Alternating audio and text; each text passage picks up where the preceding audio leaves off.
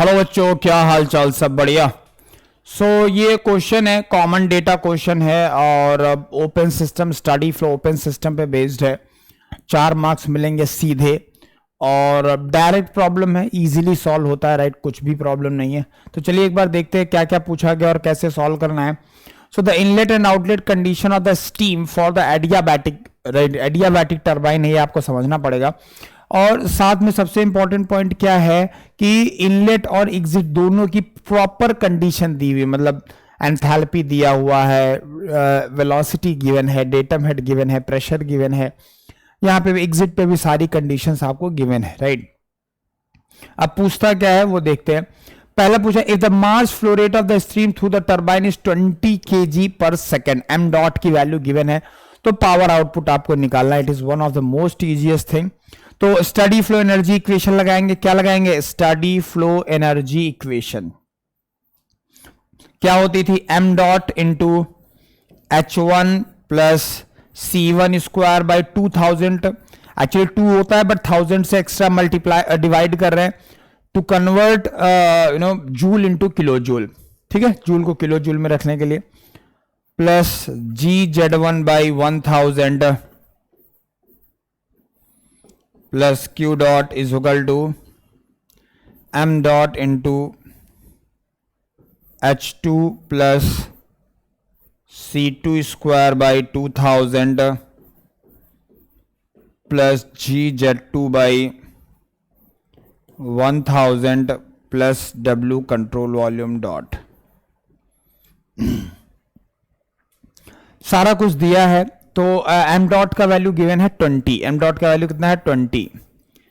अब एडियाबैटिक है तो ये टर्म तो देखो होने वाला है 0।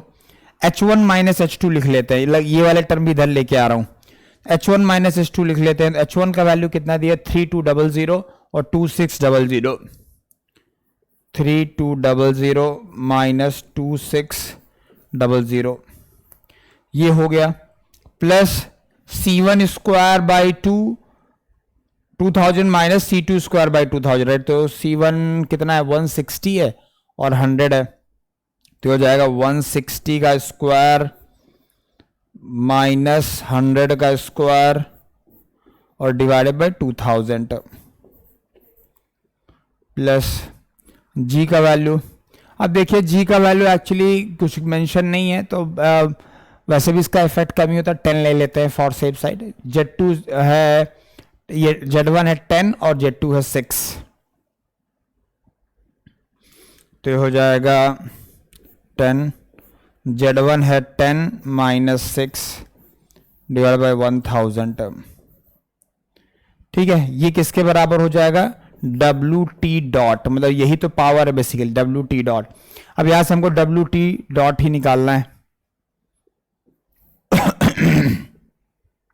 तो इसको सॉल्व कर लेंगे। तो WT डॉट का वैल्यू मैं यहाँ पे शॉर्ट फॉर्म में लिख देता हूँ। तो WT डॉट का वैल्यू आ गया बेसिकली आपका 20। पहला टर्म कितना आ रहा है? 3200 माइनस 2600, राइट? तो ये 600 तो एंथैल्पी की वजह से आ गया।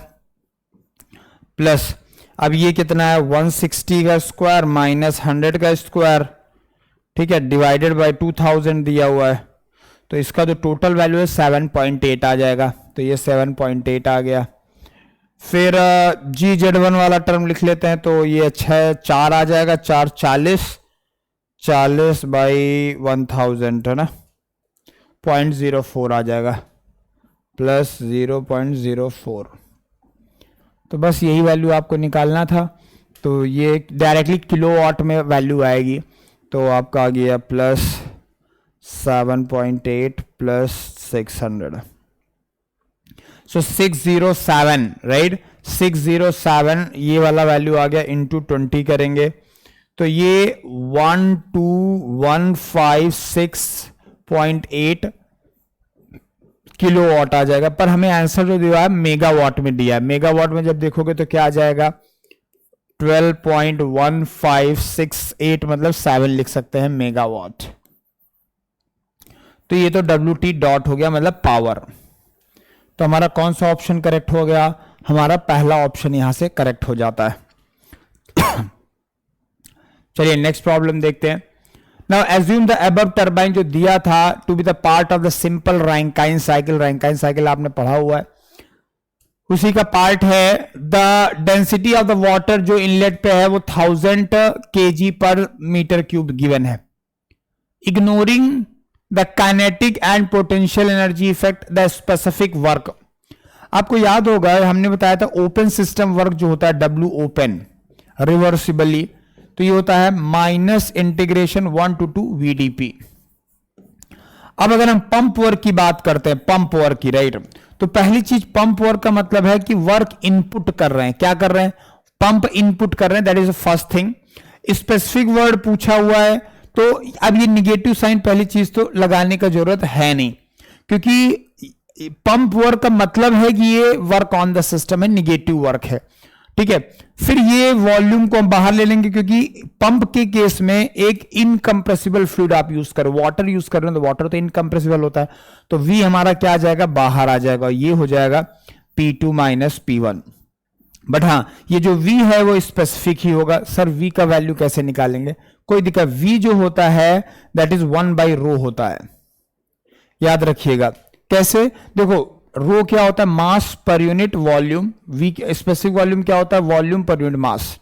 तो इसको जब निकालोगे तो 1/1000 हो जाएगा, तो ये हो जाएगा 1/1000 ही रख देते हैं, तो यहां पे वैल्यू आ गया 1/1000 स्पेसिफिक वॉल्यूम का वैल्यू।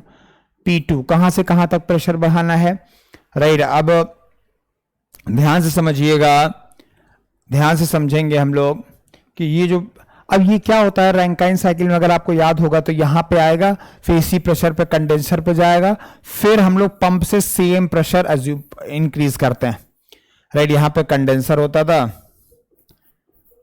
कंडेंसर, फिर यहां पे जाता था बॉयलर में,